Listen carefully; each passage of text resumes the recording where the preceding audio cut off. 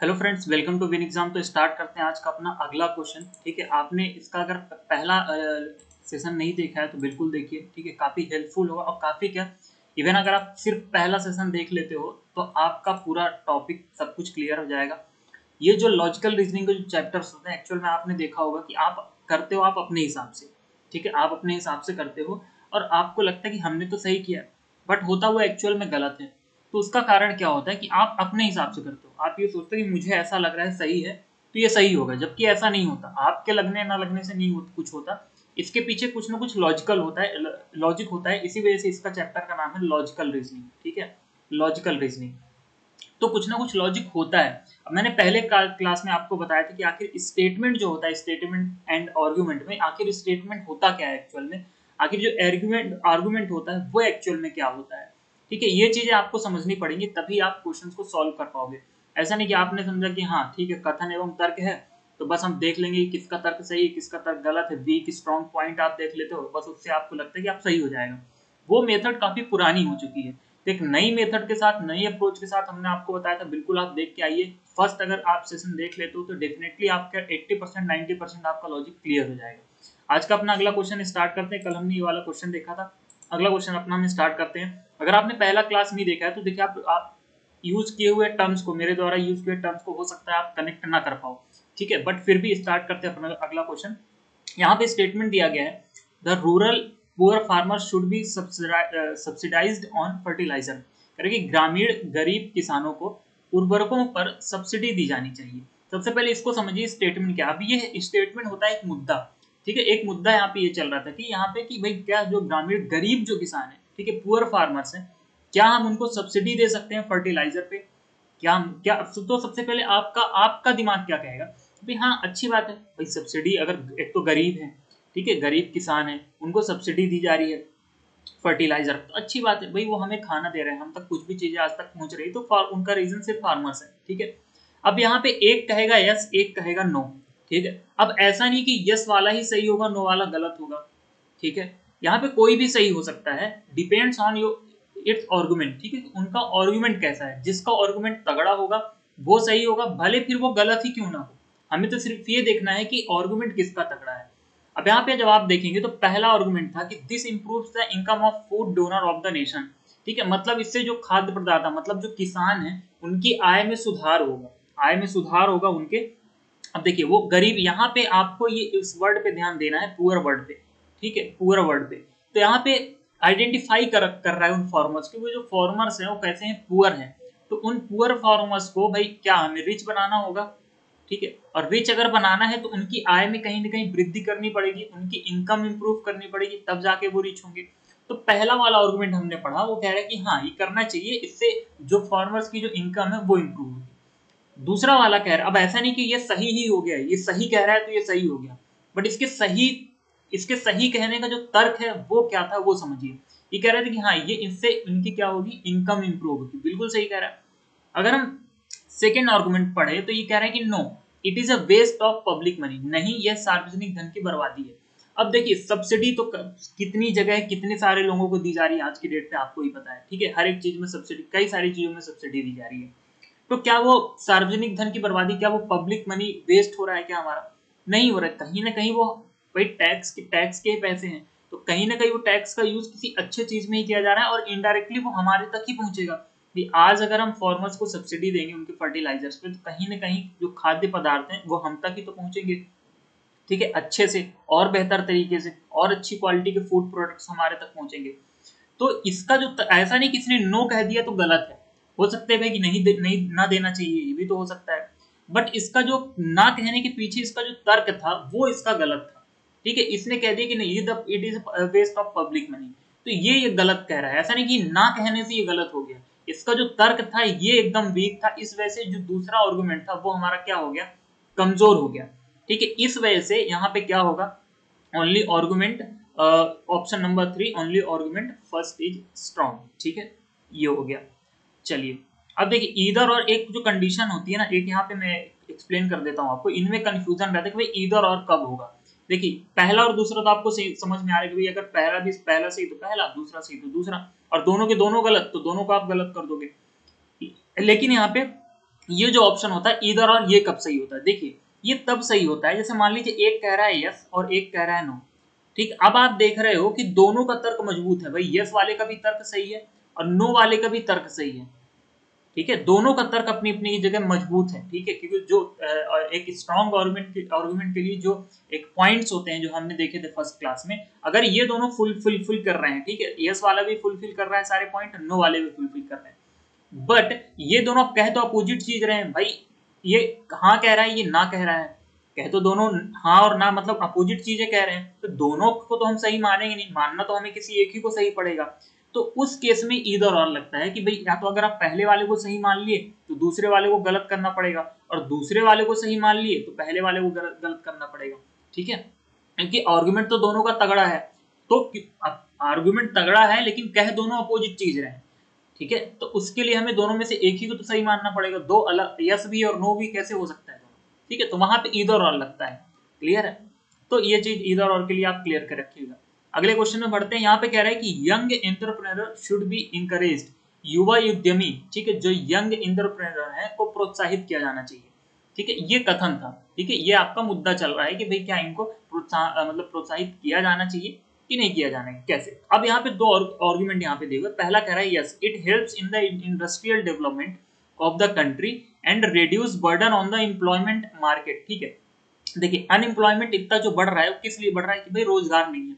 ठीक, अगर एंटरप्रेन्योर को अगर हम इंकरेज करेंगे, ठीक है, तो ज्यादा से ज्यादा बिजनेस मतलब ज्यादा से ज्यादा रोजगार पैदा होगा, और रोजगार पैदा होगा तो ये मार्केट में एम्प्लॉयमेंट पैदा करेगा। ठीक है, और बर्डन रिड्यूस करेगा, ठीक है, कंट्री का। ठीक है, क्योंकि हर जैसे कहते हैं ना कि हर किसी की सरकारी नौकरी नहीं लग सकती, तो कई जब एंटरप्रेन्योर आएंगे अपना कुछ ना कुछ स्टार्टअप लेके, नए नए रोजगार भी आएगा, उस वजह से रोजगार आएगा तो रोजगार लोगों को मिलेगा। ठीक है, तो ये चीज था, बट ऐसा नहीं कि हम पहला पढ़ के डिसाइड कर लेंगे ये सही गलत। अब हम दूसरा पढ़ेंगे तर्क कि क्या हो सकता है कि भाई दूसरा ना भले कह रहा हो लेकिन उसका आर्गुमेंट स्ट्रांग हो। तो पहला कह रहा था कि हाँ ये देश के औद्योगिक विकास में मदद करता है और रोजगार बाजार पर बोझ कम करता है। ठीक है, अभी फिलहाल हमें ये सही लग रहा है। क्यों सही लग रहा है? क्योंकि अभी हमने दूसरा नहीं पढ़ा है, अब हम दूसरा पढ़ेंगे फिर डिसाइड करेंगे। दूसरे में कह रहा है कि no they are not experienced and may make losses. ठीक है, मे मेक लॉसेस। अब देखिए यहाँ पे दूसरा कह रहा है कि नहीं वे अनुभवी नहीं और नुकसान कर सकते हैं। मैं कहता हूं कि अगर एंटरप्रेन्योर है वो नुकसान क्या कर रहे हैं भाई, अगर उनको हम इंकरेज करते हैं, अगर वो स्टार्टअप जैसे मान लीजिए 100 लोगों ने स्टार्टअप स्टार्ट किया, 100 एंटरप्रेन्योर आए, उनको हमने इंकरेज किया कि भाई स्टार्टअप आप करो, हम आपकी हेल्प कर रहे हैं, और 100 में से मैं कहता हूं अगर 10 लोग भी अगर सक्सेस हो गए, 100 में से कितना कम रेशियो ले रहा हूं, देखिए मैं 100 में से अगर 10 लोग भी सक्सेस हो गए तो क्या एम्प्लॉयमेंट नहीं बढ़ेगा? बिल्कुल बढ़ेगा। ठीक है, तो उनके एक्सपीरियंस के बेसिस पे हम ये नहीं डिसाइड कर सकते कि भाई उनको एक्सपीरियंस नहीं है, जाहिर सी बात है एंटरप्रेन्योर कहते ही उसी को है भाई, वो तो फिर बिजनेसमैन बन होगा ना भाई, जिससे काफी सारा अनुभव होगा। ठीक है, वो तो फिर एक बिजनेसमैन कहलाएगा। तो एंटरप्रेन्योर तो वही होता है ना कि भाई जिसे एक्सपीरियंस नहीं होता लेकिन वो स्टार्टअप अपना करना चाहता है। ठीक है, तो हमें उनको इंकरेज करना चाहिए। तो जो नो वाला है ये गलत कह रहा है, इसका तर्क मजबूत नहीं, ये कह रहा है कि नहीं वो नुकसान कर सकते हैं, वो अनुभवी नहीं है। अरे क्या नुकसान कर रहा है? मैं कहता हूँ 100 में से अगर मैं कहता हूँ 90 ने नुकसान कर दिया तो 90 की भरपाई ये 10 कर लेंगे। ठीक है, बड़े आराम से। तो ये चीज है, तो इसलिए पहला आर्गुमेंट हमारा क्या हो गया यहाँ पे, सही हो गया। अगले पे आते हैं, अगले क्वेश्चन में। यहाँ पे कह रहा है कि आर स्मार्टफोन एडिक्टिव, कह रहा है क्या स्मार्टफोन की लत लग जाती है, ये मुद्दा है यहाँ पे। अब एक कह रहा है, आप देखिए यहाँ पे एक कह रहा है यस, एक कह रहा है नो। अब इनका तर्क देखेंगे कि हाँ कहने वाले का क्या तर्क है, ना कहने वाले का क्या तर्क है। हाँ वाला कह रहा है कि once you are used to smartphone you tends to spend more time on mobiles ignoring personal time. कह रहा है कि हाँ एक बार जब आप स्मार्टफोन के अभ्यस्त हो जाते हैं, मतलब आदत जब आपको लग जाती है, तो आप व्यक्तिगत समय का को अनदेखा करके मोबाइल पर अधिक समय बिताने लगते हैं। ठीक है, ये पहला तर्क था। दूसरा कह रहे हैं कि नहीं वे अतिरिक्त सुविधाएं प्रदान करते हैं जो आधुनिक जीवन शैली के लिए बहुत आवश्यक है।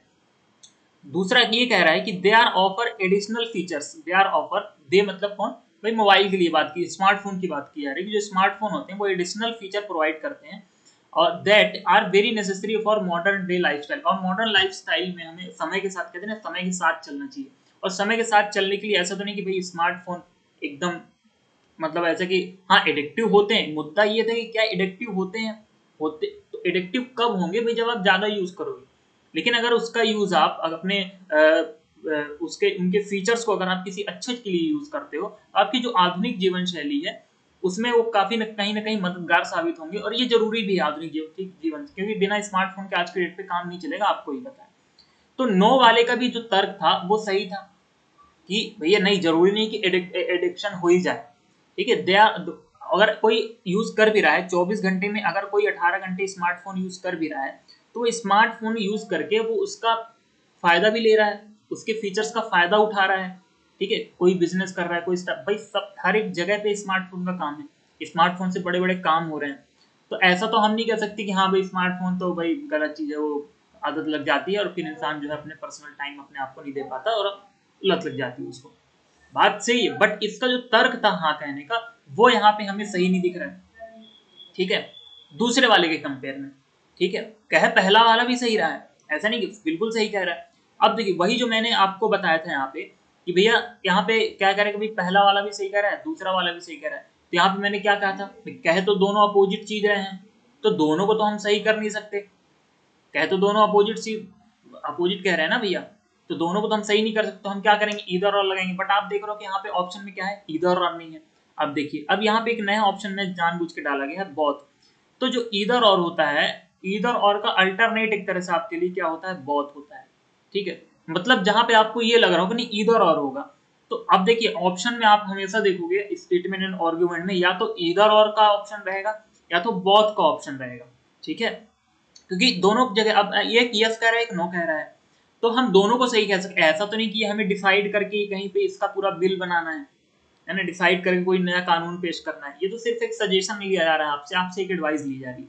आप पहले वाले को भी सही मान सकते हो, दूसरे वाले को भी सही मान सकते हो, ठीक है। बट अगर यहाँ पे ईदर और होता तो हम क्या बोलते कि हम दोनों में से एक डिसाइड कर लेते, या तो पहले वाले का तो दूसरे वाले को मानेंगे। बट यहाँ पे ऑप्शन में आपके पास बहुत है, तो आप दोनों को फॉलो कर सकते, दोनों यहाँ पे आपको अगर स्ट्रॉन्ग दिख रहे हैं तो बिल्कुल बहुत argument first and second are strong, क्योंकि पहला वाला कि भाई तर्क गलत तो है नहीं, बिल्कुल भाई सही कह रहा है कि भाई अगर जो ज्यादा टाइम स्पेंड करने लगते हैं तो अपने पर्सनल लाइफ को इग्नोर करने लगते हैं, ठीक है, ये चीज सही है। गलत है क्या, बिल्कुल सही है। बट दूसरे वाला का भी स्ट्रॉन्ग सही है, मतलब जो आर्गुमेंट है वो सही है, ठीक है। तो दोनों का सही है, भले दोनों अपोजिट करे लेकिन है तो स्ट्रॉन्ग दोनों का, और जो आर्गुमेंट है दोनों का स्ट्रॉन्ग है। तो हम इसीलिए क्या कहेंगे यहाँ पे कि बहुत आर्गुमेंट आर स्ट्रॉन्ग, ठीक है।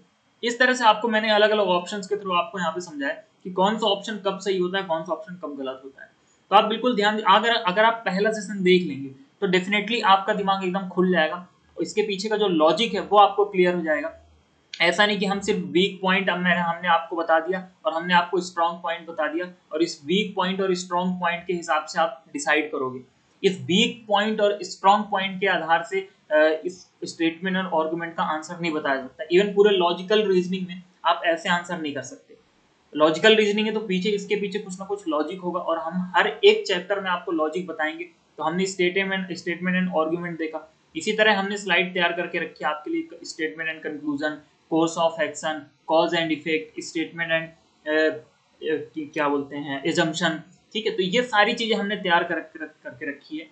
तो आप बताइए आपको क्या जानना है, क्या आपको सीखना है, बिल्कुल डिटेल में। आप पहले इसका पहला सेशन देखें, अगर अप्रोच आपको पसंद आती है तो बिल्कुल आप कमेंट सेक्शन में बताएं। चैनल को जरूर सब्सक्राइब करें अच्छा लगा हो तो, और शेयर करें, और कमेंट सेक्शन में बताएं कि आप कौन सा और टॉपिक नया चाहते हैं, ठीक है, रीजनिंग में। Okay, thank you so much पूरा वीडियो देखने के लिए। और हाँ, जब कभी भी एजुकेशनल वीडियो देखें, अगर आप यहाँ तक आए हैं, अगर स्किप करते हुए यहाँ तक पहुंचे हैं तो आपने बिल्कुल गलत किया। ये चीज एजुकेशनल वीडियो में नहीं करना चाहिए, ठीक है। आप एजुकेशनल वीडियो अगर कोई देख रहे हो, अगर इसीलिए हम यहाँ पे हमारे चैनल पे छोटी छोटी वीडियोस बनाई जाती, कोई मैराथन नहीं चलाई जाती, ठीक है। तो आप बड़े आराम से बिना स्किप किए हुए देखिए, ठीक है। अच्छा लगता है तो फॉलो करिए, नहीं अच्छा लगता तो मत फॉलो करिए, बट एजुकेशनल वीडियो आप कभी भी स्किप मत करिए, ठीक है। Okay, thank you so much.